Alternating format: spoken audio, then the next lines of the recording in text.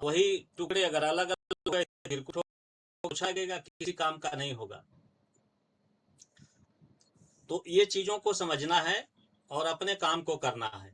बातों में समय हमें लगता है कि बहुत ज्यादा बिताने से कोई फायदा नहीं है, लेकिन जो हमारे लाखों संगठन हैं उसमें बातें होती हैं, काम कुछ नहीं होता, जो उनके विनाश के साथ साथ समाज का विनाश का कारण बना हुआ है। एक स्वतंत्र विचार है, किसी ने लिखा है, प्रश्न करोगे तो विरोध होगा, सत्य कहोगे तो दुश्मन बनेंगे, सोचोगे तो अकेले पड़ जाओगे, बोलोगे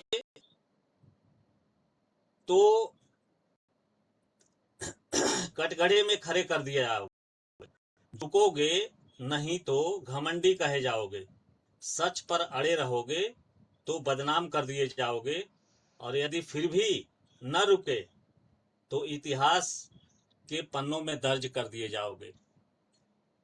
और आज हमारे महासमण महामानव जितने महापुरुष हैं वो इतिहास के पन्नों में इसलिए दर्ज हैं कि वो किसी के सामने झुके नहीं, बिके नहीं।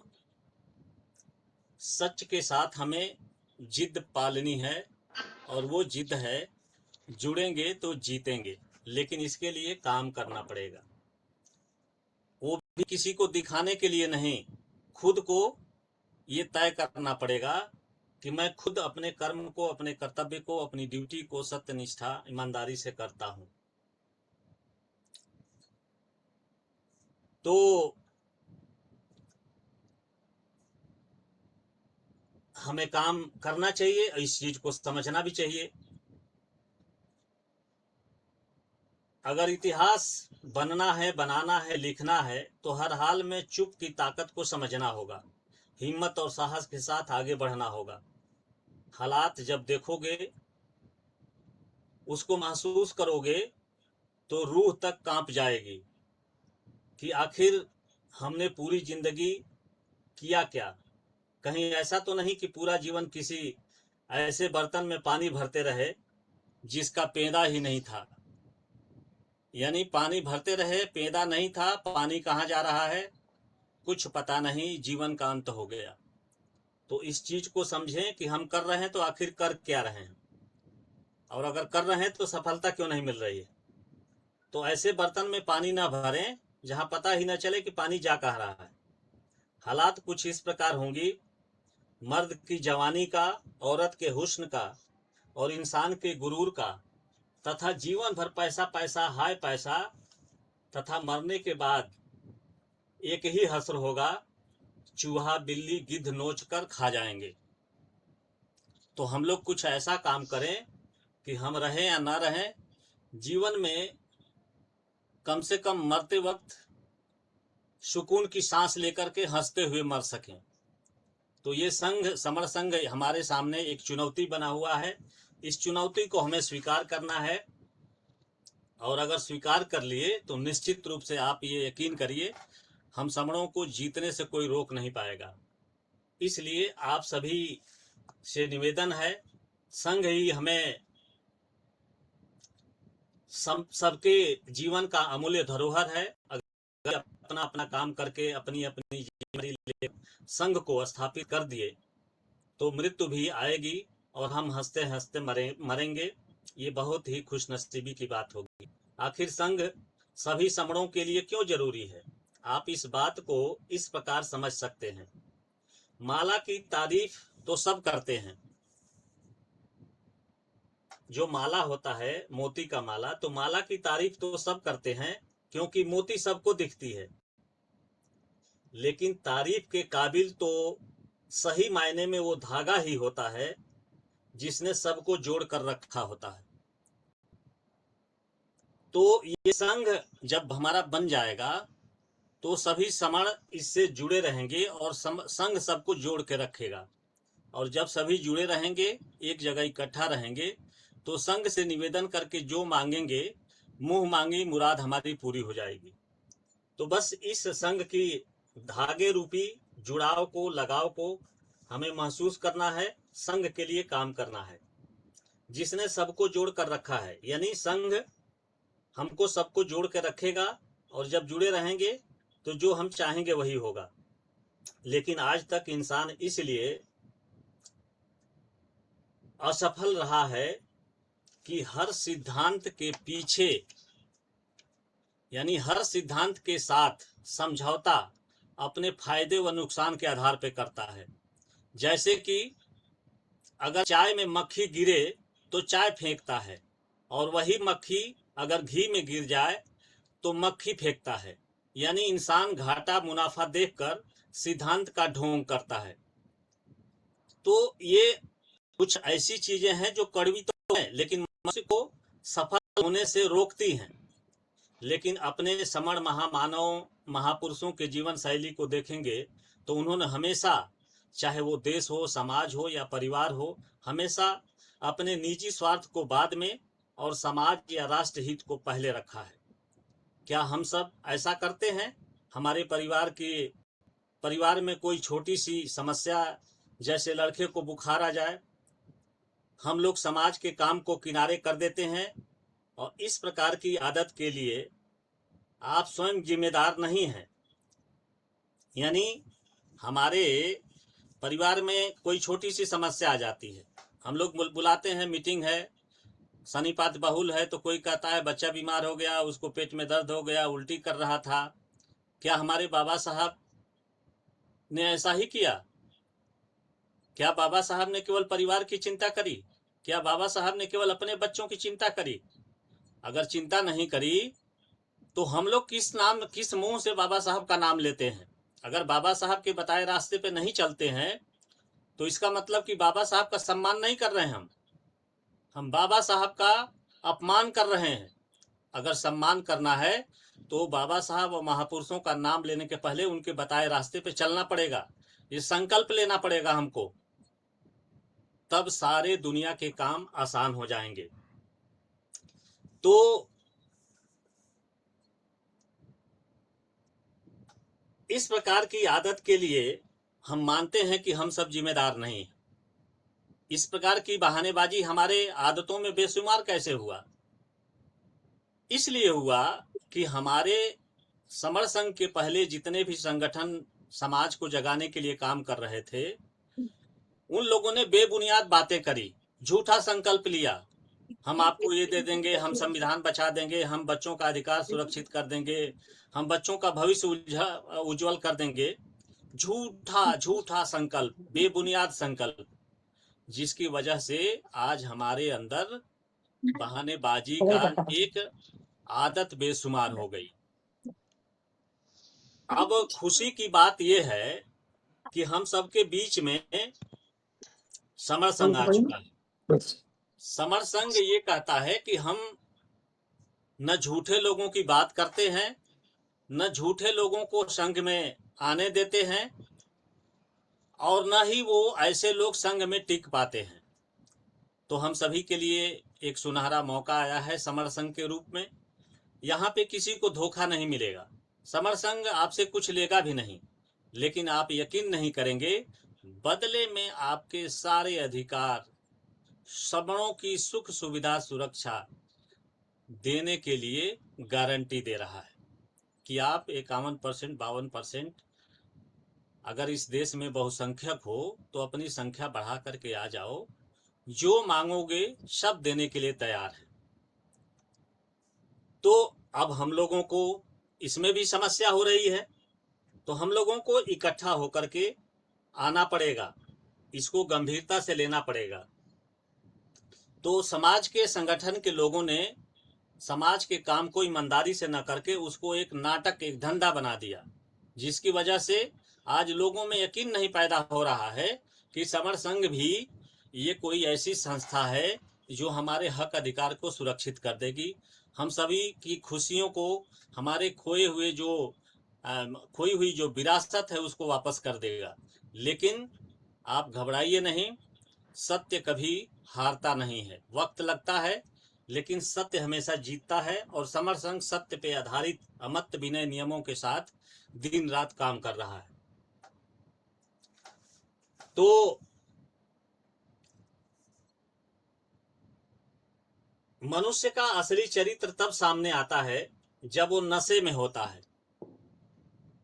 और नशा चाहे वो धन का हो, पद का हो, या रूप का हो, या फिर शराब का हो।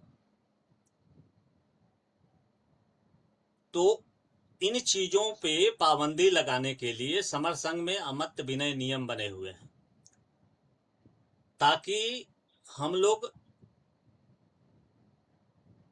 इन नियमों पे चलें, इन नियमों को अपनाएं, ताकि हमारे अंदर धम्म रूपी पथ पे चल करके जीवन शैली को अपना सकें और सही गलत का फर्क करके धम्म के रास्ते पे चल सके। तो जब धम्म के रास्ते पे चलेंगे तो संघ जल्दी बन जाएगा, संघ जल्दी स्थापित हो जाएगा, और जब संघ स्थापित हो जाएगा तो जो हम चाहेंगे इस देश में वही होगा। इसलिए इन बीमारियों को समर संघ सिरे से खारिज करने हेतु ये नियमों को बनाया है। मसला ये नहीं कि व्यक्ति के अक्सर दो चेहरे होते हैं या व्यक्ति दो चेहरा रखता है। एक चेहरा आपके सामने कुछ और आपके जाने के बाद कुछ। लेकिन मलाल इस बात का है कि उक्त व्यक्ति दोनों घटिया चेहरा रखता है। इसीलिए किसी ने एक लाइन लिखी है कि आंखों में देखने का जरा सलीका तो लाइए, वो चेहरे भी दिखेंगे जिस पे नकाब चढ़े हुए हैं। तो ऐसे ही लोग हमारे समाज की बर्बादी का सबब बने हुए हैं। हम लोगों को गलती नहीं करनी है। हाँ, इतना जरूर है कि काम करेंगे तो हमसे गलत भी हो सकता है, लेकिन संघ आपको मौका देता है। 3 बार संघ को नमन करिए, अपनी गलती के लिए क्षमा मांगिए, क्योंकि काम करेंगे तो गलती भी हमसे होगी, लेकिन गलत जानबूझ करके गलत नहीं करना है। तो क्या आप जानते हो कि जिंदगी का सबसे बड़ा शिक्षक कौन है? कोई कहता है किताब है, लेकिन मेरा मानना है कि कोई किताब नहीं, कोई स्कूल भी नहीं। सबसे बड़ा शिक्षक वो होता है जिसका नाम है समय, टाइम। समय ही वो गुरु है जो चुप रहकर, यानी बिना बोले सब कुछ सिखाता है, बिना डांटे समझाता है और बिना रुके आगे बढ़ता जाता है। जब हम हारते हैं तो समय हमें सब्र सिखाता है, जब हम जीत तो समय हमें विनम्र रहना सिखाता है, और जब हम टूट जाते हैं तो समय हमें असली ताकत दिखाता है। कभी सोचा है जिस दर्द से तुम आज गुजर रहे हो, शायद वही दर्द हम सबकी सबसे बड़ी ताकत बनने वाली है। आज हम लोग सोच रहे हैं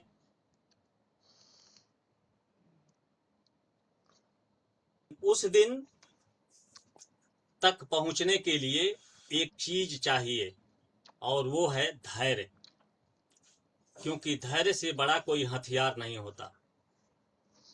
उस बीज को देखिए, वो मिट्टी के अंधेरे में दबा रहता है, ना ही शिकायत करता है, ना ही जल्दबाजी करता है, क्योंकि उसे पता है कि समय आने पर वह एक अति विशाल पेड़ बनेगा और फल छाया निस्वार्थ भाव से देकर अपना जीवन धन्य करेगा। ठीक वैसे ही अगर हम सबकी मेहनत भले ही न दिखाई दे रही हो, इसका मतलब ये नहीं कि हमारी मेहनत बेकार जा रही है। हो सकता है कि हमारी जड़ें मजबूत हो रही हों। याद रखना, जल्दबाज लोग अक्सर रास्ता बदल लेते हैं और नहीं तो रास्ता बदल देते हैं। पर ध्यान से सुनो और याद रखो, धैर्य रखने वाले इतिहास बदल देते हैं। तो हमें धैर्य के साथ हिम्मत रखनी है, ईमानदारी के साथ अपना कर्तव्य करना है। निश्चित रूप से हम लोग इतिहास लिखेंगे, इतिहास को बदलेंगे। कई रातें ऐसी आएंगी जब लगेगा कि समय हमारे खिलाफ है, किस्मत साथ नहीं दे रही है, जब लगेगा कि अब और नहीं सह सकते, जब लगेगा कि सारी दुनिया आगे निकल गई और तुम वहीं के वहीं खड़े हो, लेकिन याद रखना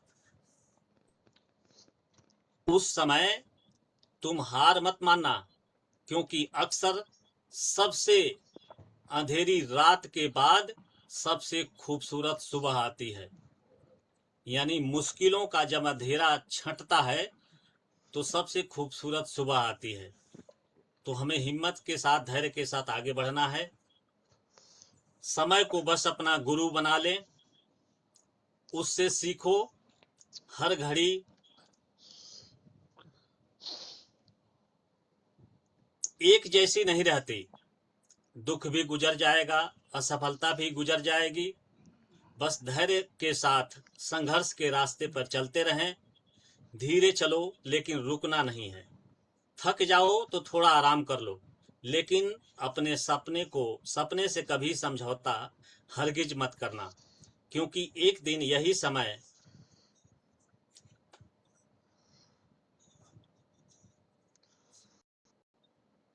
जवाब देगा कि तुमने हार नहीं मानी।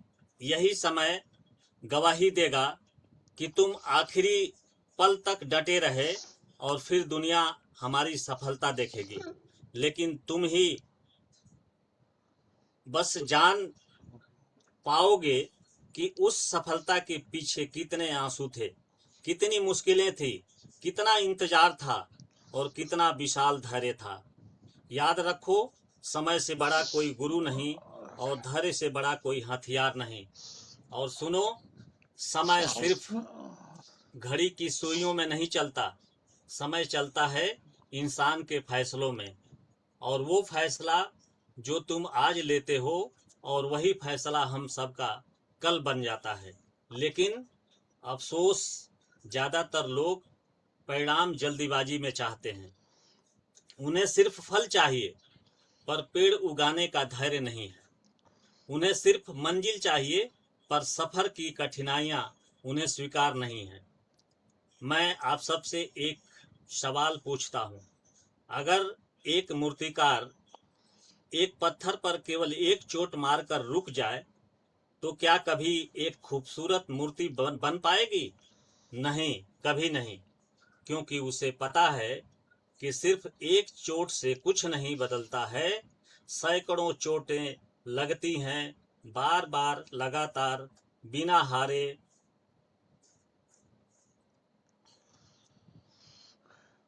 बिना थके, तब जाकर के एक पत्थर कला का रूप ले पाती है। और इंसान इंसान भी तो ऐसा ही है। हर असफलता हम सबकी व्यक्तित्व पर लगी एक चोट है। हर संघर्ष हम सबके चरित्र को तराश रहा है। हर इंतजार हम सबको मजबूत बना रहा है। लेकिन जब दर्द बढ़ता है, तब मन कहता है, बस अब बहुत हुआ, अब नहीं हो पाएगा, मैं इसके लिए बना ही नहीं हूं। पर ध्यान रखना, यही वो पल है जहां साधारण और असाधारण लोगों के रास्ते अलग अलग हो जाते हैं। साधारण लोग परिस्थितियों के सामने झुक जाते हैं, और असाधारण लोग अपने धैर्य को और अधिक मजबूत कर लेते हैं। याद रखना, समय कभी किसी का दुश्मन नहीं होता, वो केवल परीक्षा लेता है। वो देखता है कि कौन मुश्किलों में टूट जाता है और कौन मुश्किलों के साथ मुस्कुराकर आगे बढ़ना चाहता है, कौन बहाने बनाता है और कौन रास्ता बनाता है। हम सब की जिंदगी में जो भी महान बनने वाला है, वो समय मांगता है, विश्वास मांगता है, और सबसे ज्यादा धैर्य मांगता है। क्योंकि बड़ी चीजें एक दिन में नहीं बनती। सूरज को उगने में समय लगता है, नदी को रास्ता बनाने में समय लगता है, और इंसान को महान बनने में भी समय लगता है। इसलिए आज हम सब की मेहनत का कोई परिणाम नहीं दिख रहा है, तो हमें निराश नहीं होना है। अगर लोग हमारा या हम सबका मजाक बना रहे हैं, तो परेशान नहीं होना है। अगर रास्ता लंबा लग रहा है, तो रुकना नहीं है। बस खुद से एक बात कहना है, मेरा समय आएगा, मेरा समय आएगा, मेरा समय आएगा, मेरा समय निश्चित आएगा, मेरा समय जरूर आएगा, मेरी जीत निश्चित होगी। लेकिन मैं उसके आने का इंतजार नहीं करूंगा। मैं मेहनत करता रहूंगा, मैं धैर्य रखता रहूंगा, मैं आगे बढ़ता रहूंगा, क्योंकि जब समय और धैर्य एक साथ खड़े हो जाते हैं तब किस्मत हो या कुदरत सबको झुकना पड़ता है। तो हम लोगों को हिम्मत के साथ धैर्य, साहस, विश्वास, लगन, अपना कर्म ईमानदारी से करते रहना है। निश्चित रूप से हम जीतेंगे, कुदरत हमारे साथ होगी और ये देश फिर से विश्व गुरु बनेगा। हमारी खोई ही विरासत फिर से हमें प्राप्त होगी, इसमें कोई दो राय नहीं है। तब हम सबकी कहानी सुनकर लोग कहेंगे कितने भाग्यशाली थे वे लोग जिन्होंने तमाम तरह की कुर्बानी के बाद भी लोगों ने हार नहीं मानी। लेकिन उन्हें क्या पता कि इस जीत के पीछे सालों की मेहनत लगी है, अनगिनत असफलताएं झेलनी पड़ी हैं और साथ में दुनिया का सबसे बड़ा अटूट हथियार धैर्य को साथ में लेकर चलना पड़ा है। चलते रहो, सीखते रहो और गर्व से कहते रहो कि हम समर्थ हैं, जुड़ेंगे तभी जीतेंगे। इसको कोई बदल नहीं सकता, इसके बिना कोई रह नहीं सकता, इसके बिना कोई सफल नहीं हो सकता। इसलिए जब जब जुड़े हैं तब तब जीते हैं, जहाँ जहाँ जुड़े हैं वहाँ वहाँ जीते हैं। आज जुड़ेंगे, आज जीत जाएंगे, 100 साल बाद जुड़ेंगे, 100 साल बाद जीतेंगे। तो ना ऐसी जिद बना लें कि हमें जुड़ना है और आज ही जीतना है। हमें 10 साल बाद नहीं जीतना है, हमें 6 महीने के अंदर जीतना है, हमें 1 महीने के अंदर जीतना है। बस हमें अपने अपनी जिम्मेदारियों को लेना है, संघ से काम मांगना है कि हम ये काम करना चाहते हैं, हम संघ को जल्दी बढ़ाना चाहते हैं, हम सारे कामों में संघ के काम को सबसे ऊपर रखना चाहते हैं, तभी हम सफल हो पाएंगे। और जब ये प्राथमिकता, ये संकल्प हम दूसरों से नहीं, हमको खुद से लेना पड़ेगा कि हम चाहे कुछ भी हो जाए, संघ के बिना जी नहीं सकते, यानी जीना मरना संघ के साथ, सब कुछ मेरा संघ के साथ। इसी के साथ मैं अपने वक्तव्य को यहीं विराम देता हूँ। मेरी वाणी से किसी को किसी तरह की कोई क्षति हुई हो, किसी को कोई तकलीफ हुई हो, तो ये मेरा अपना टूटा फूटा शब्द था। मैंने संघ के और धम्म के और जीवन के रहस्य को और संघ के सार को समझाने की कोशिश करी है। इसमें किसी को किसी तरह की तकलीफ हुई हो तो मैं संघ को 3 बार नमन करते हुए संघ से क्षमा चाहता हूँ। संघ मुझे क्षमा करे, संघ मुझे क्षमा करे, संघ मुझे क्षमा करे। संघं नमामि, संघं नमामि, संघं नमामि। बहुत बहुत साधुवाद सर, बहुत बहुत साधुवाद सर, बहुत साधुवाद है, बहुत साधुवाद सर। Excellent sir.